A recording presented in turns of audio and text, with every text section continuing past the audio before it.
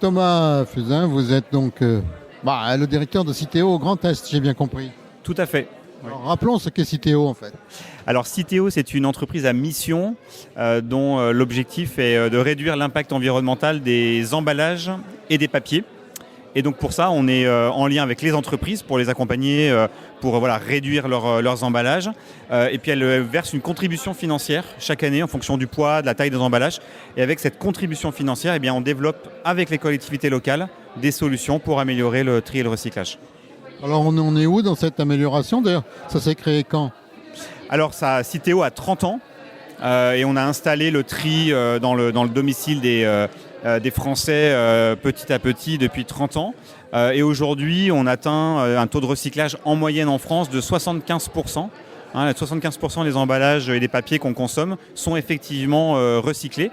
Alors avec des disparités d'une région à l'autre. Et aujourd'hui, c'est vrai qu'on célèbre sur le territoire des Vosges et donc avec le syndicat Evodia la bonne performance, les bons résultats du tri et du recyclage.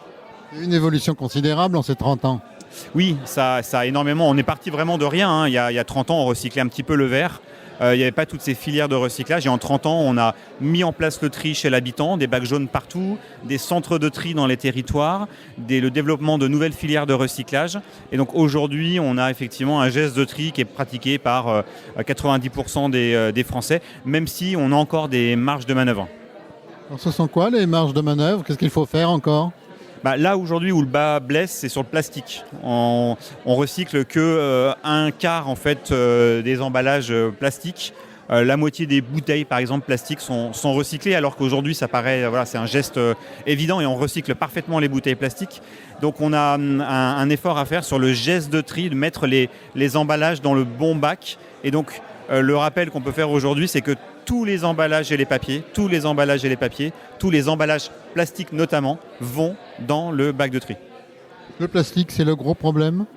Le plastique, c'est le problème surtout quand il finit soit dans le mauvais bac, parce qu'il ne sera pas recyclé, s'il finit dans le bac gris, ou alors, pire, s'il finit dans la nature, dans l'espace public, sur les trottoirs, en ville ou dans nos campagnes. Parce que là, on a un vrai risque pour la biodiversité. Donc le plastique, il faut absolument arriver à le capter, à le mettre dans une poubelle, le mettre dans la bonne poubelle pour qu'il soit recyclé. Et puis bien évidemment, l'enjeu, c'est de réduire le recours à l'emballage à usage unique. Et pour ça, on a des solutions comme le réemploi. Et on en fait quoi du plastique? Alors le plastique aujourd'hui, les emballages plastiques aujourd'hui, ça se recycle parfaitement. On a encore quelques difficultés sur certains types de plastique quand ils sont complexes, en mélange certaines barquettes, où on a encore un peu du mal. Mais on y travaille pour que demain on ait des solutions sur 100% des plastiques. Mais aujourd'hui, on recycle parfaitement les bouteilles de soda, les bouteilles d'eau, on recycle les pots de yaourt, on recycle les films en plastique. Donc dès lors qu'on a un emballage en plastique entre les mains, on peut les mettre au bac de tri et on saura trouver une solution de valorisation pour ces emballages. Donc les résultats des Vosges sont bons, ça veut dire que les Vosgiens sont plutôt de bons citoyens? Les Vosgiens sont de très bons citoyens, de très bons trieurs surtout. Et ça, c'est dû à toutes les actions qui sont menées par le syndicat, par Evodia, par les comités de communes, les syndicats de collecte.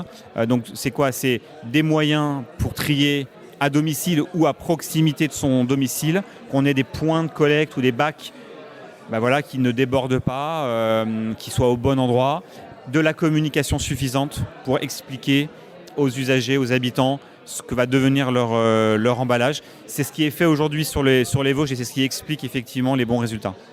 Il y a encore des gestes d'incivilité, c'est-à-dire des sacs qu'on trouve dans les forêts ou autres? Oui, alors oui, ça c'est sûr, on observe encore effectivement de l'incivilité des dépôts sauvages. Et là-dessus, alors sur la partie des emballages qu'on peut retrouver par terre sur nos trottoirs, on a aussi des actions avec des conventions avec les communes souvent, par exemple aussi avec les chaînes de fast-food pour voir comment on peut réduire ces emballages qui sont laissés au sol. Et là, il y a différentes solutions, il y a de l'information, il y a de la pédagogie, il y a du nettoiement bien sûr. Et puis, il y a des solutions de tri en dehors du domicile, par exemple sur des événements où on n'a pas toujours les moyens de trier. Donc là aussi, on a des solutions et on finance des projets. Alors l'an prochain, vous nous annoncerez d'autres résultats encore meilleurs? J'espère bien que le syndicat et les Vosges vont continuer à progresser puisqu'on remarque quand même que dans le bac gris, le bac d'ordures ménagères, il reste encore beaucoup d'emballages qu'on pourrait valoriser et qui malheureusement, s'ils ne sont pas mis dans le bac de tri, ne le seront pas. Donc on a encore un peu de potentiel. Patrick Lagarde, président d'Evodia. Alors c'est un petit peu le bilan d'avant-vacances là, et des résultats qui sont bons pour les Vosges dans le tri.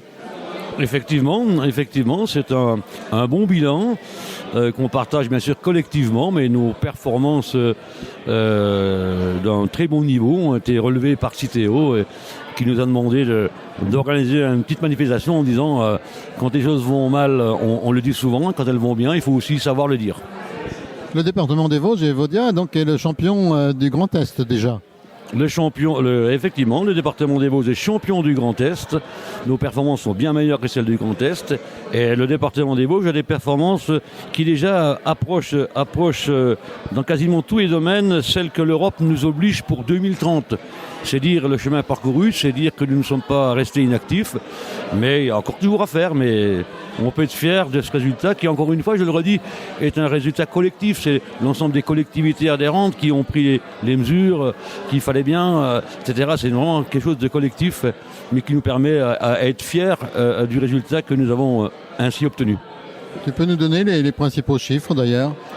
Entre tout ce qui est collecte sélective, on a progressé de 4,5 kg par habitant depuis l'année 2023.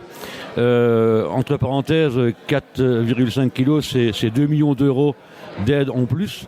Et c'est 2 millions d'euros que les Vosgiennes et les Vosgiens ne paieront pas.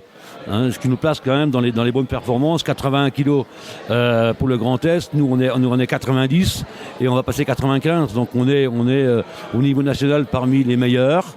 Et encore une fois, on se rapproche des performances qui nous sont demandées par l'Europe en 2030. Il faut encore progresser ? On peut toujours progresser. À chaque médaille, il y a un revers. Aujourd'hui, s'il doit y en avoir un dans le département, ce sont les refus de tri qui sont encore trop nombreux, puisque là, on est dans la moyenne nationale, mais on n'est pas meilleur. Et on ne saurait se satisfaire, nous les Vosgiens, de ne pas être meilleurs que le national. C'est un peu dû à quelques incivilités ?